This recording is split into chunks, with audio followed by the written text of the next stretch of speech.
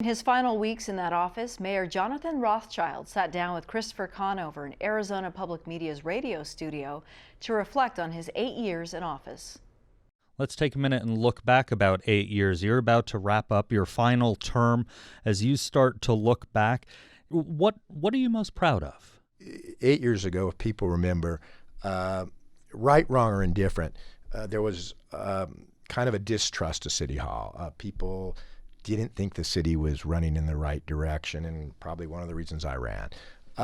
When I got there, I found that some of that was misperception, but it didn't matter because if it's a perception, that's a reality in government.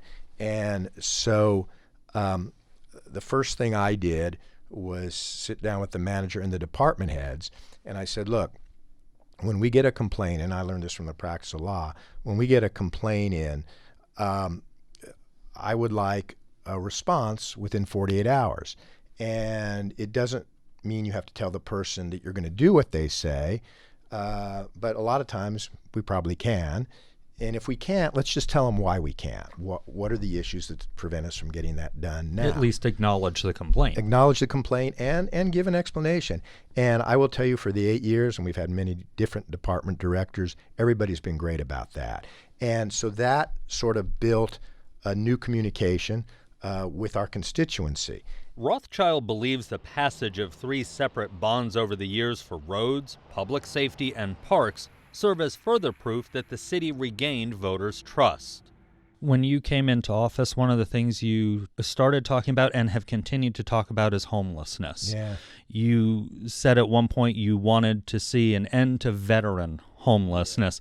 Was that too big a bite? Yeah. That was actually my friend President Obama who gave me that charge, and 24 other cities. But I'll tell you what I've learned, because we've housed since that program started, we've housed over 3,000 formerly homeless vets over 6 years, which seems like an immense number. But what I've learned is this: you don't end homelessness because people become homeless because of domestic violence, because they lose a job and they were living paycheck to paycheck, because they may fall into a serious mental illness or a substance abuse issue. There's any number of reasons why people become homeless. And so what's more important is that you build a system that can rapidly respond to people when they become homeless. And we've done a pretty good job in this community of that. And it's an area where the city and the county have worked well together. Took us a little while, as usual, but we've coordinated. So we now actually, in our chronic homeless program, we know by name all of the people who are on the street, what their problems are, try to keep track of where they are. But those are the hardest cases. Those are the cases that you can't just put somebody into a program because they may have a serious mental illness or may have a really bad substance abuse program. Something that I think we've done well with, but I don't think it's something that people should think will ever go away. You just want to keep it to the minimum you can. When you came into office, you laid out a 100-day plan, and a lot of people at the time said, that's really aggressive. Now, with 8 years of hindsight, was that too aggressive, and would you advise whoever is coming into your office next as the next mayor to be that aggressive? Well, a couple of things. It was 180 days, and it was and we tried to pick out low-hanging fruit. And quite frankly, we all probably remember our friend Josh Brodetsky. You know, he was always kind of a little bit of a young curmudgeon. And, I would be out there on the campaign trail saying the things all electeds would say. And he said, you know what, why don't you say some specifics about what you're going to do? And so we went back and we really did look at things that we thought we could accomplish in 180 days. And we said at the time, we're going to report after 180 days. And we'll report what we got done and what we didn't, and if not, why not, and where we go from there. So I do think it's a good idea for somebody to lay out what they want to do and how they're going to get it done. Now, particularly in your first 180 days year, you shouldn't be too aggressive. I mean, don't promise people the world, because then the next thing that happens is they're like, oh, you promised that, but you couldn't get it done. So it's a balance, but I think it's a good system.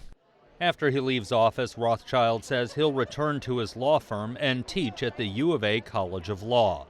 As for what awaits the next mayor of Tucson, Rothschild says funding for affordable housing remains a challenge, among other issues.